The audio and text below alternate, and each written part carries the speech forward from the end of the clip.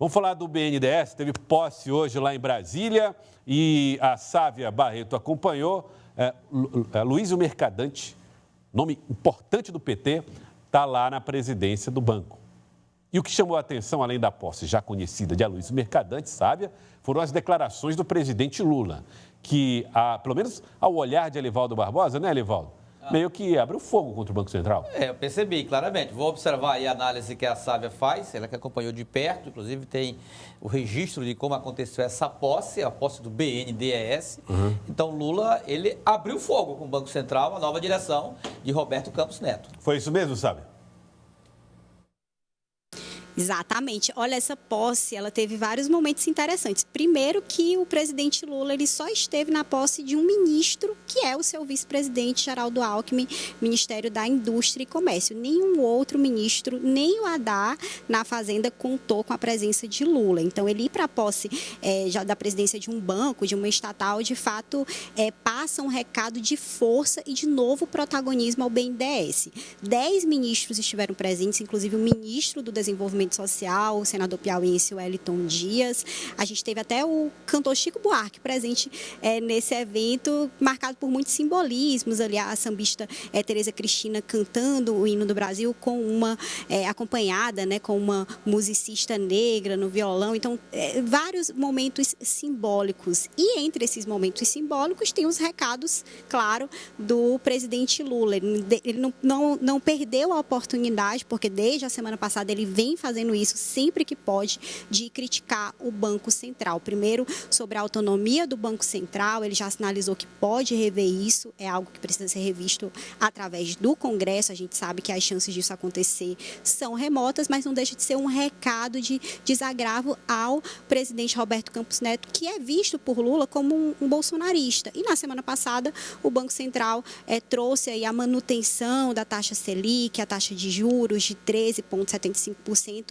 Esse valor vem desde agosto do ano passado. Existia uma expectativa do governo Lula de diminuir a juros. Então, dessa vez, o presidente Lula falou que não entende essa cultura, aqui nas palavras dele, de um juros tão alto no Brasil e que isso impede, claro, o crédito, isso impede realmente a movimentação da economia na visão dele. Então, nos bastidores se analisa justamente de que o Banco Central agora é o novo vilão. Aquele papel que já foi ocupado pelo Fundo Monetário Internacional, o FMI, agora está sendo ocupado pelo Banco Central, talvez com uma justificativa também para essa agenda muito negativa desse primeiro mês, né? A gente teve os atos antidemocráticos, a gente teve essa crise dos Yanomami, que também vem de uma consequência, claro, também de ações do governo anterior, e agora o presidente Lula tenta trazer uma agenda mais positiva e precisa, claro, de melhoras na economia. A gente tem uma fala dele, Joelson, especificamente sobre o Banco Central. É para isso que o BNDES pode contribuir para fazer com que a taxa de juros nesse país caia do jeito que está.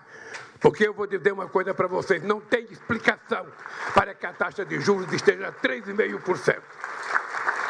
Como é que eu vou pedir para o Josué fazer com que, sabe, os empresários ligados à Fiesp vão investir se eles não conseguem tomar dinheiro emprestado? E é engraçado, porque isso já faz quantos anos que a gente briga pela taxa de juros nesse país. Eu lembro de um dos maiores empresários brasileiros chamado Antônio Emílio de Moraes. Antônio Emílio de Moraes, toda a vida dele, ele levantava e ia dormir fazendo crítica à taxa de juros. O meu vice Zé Alencar, não tinha uma reunião de governo que o Zé Alencar não fizesse crítica à taxa de juros. E eu pensei, bom, agora resolveu tudo, o Banco Central é independente, não vai ter mais problema de juros. Lê de engano. O problema não é de banco independente ou banco ligado ao governo. O problema é que esse país tem uma cultura de viver com juros altos que não combina com a necessidade do crescimento que nós temos. Eu gostaria, depois de um dia, Luiz, saber uma explicação por que acabaram com a TJLP. Por que acabaram com a TJLP? É para que não tivesse financiamento de longo prazo? Por que o BNDES deixou de ser um grande investidor e indutor do desenvolvimento e passou a financiar o governo? Para que financiar o governo? As reflexões sobre a economia e sobre a alta dos juros. Quem também participou da posse foi o ministro Wellington Dias, que falou a respeito, sobretudo, da importância do BNDES. presidente Lula tem compromisso com o Rio de Janeiro, com todo o seu povo.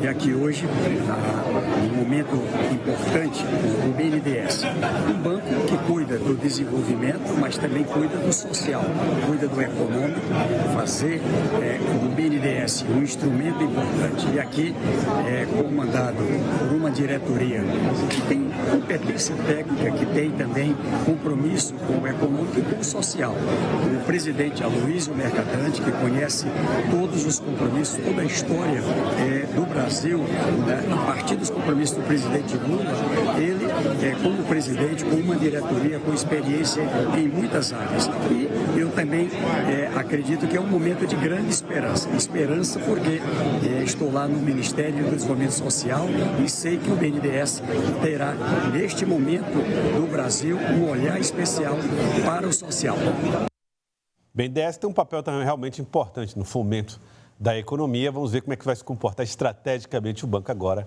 sob o comando de Aloysio Mercadante.